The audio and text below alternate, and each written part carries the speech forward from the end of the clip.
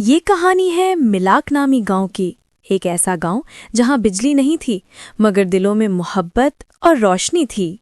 हाय रे, ये गांव तो रोशनी के बगैर भी रोशनी से भरा हुआ है। बच्चों की हंसी ही सब कुछ है। दादाजी, हमें कहानी सुनाए ना। कहानी कहानी तो रात को चिराग जलने के बाद अच्छी लगती है। मैंने कहा था ये खेत मेरी तरफ हैं। तुम बार बार बीच में क्यों आते हो? भाई, जमीन से बढ़कर रिश्ता होता है, हमें झगड़ना नहीं चाहिए। हाय रे, ये मर्द हजरात तो हमेशा लड़ते ही रहते हैं।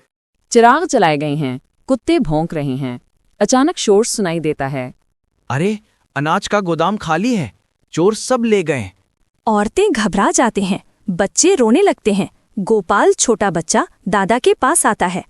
दादा, क्या हमारा गांव हमेशा अंधेरे में ही रहेगा? नहीं बेटा, अंधेरा ज्यादा देर नहीं रहता। जहां लोग एक हो जाएं, वहां रोशनी खुद आ जाती है। सब मिलकर चिराग जलाते हैं। गोपाल और दूसरे बच्चे कहकहे लगाते हैं। पस मंजर में हल्की मौसीकी गाई। गांव की जिंदगी में उम्मीद जाग उठी।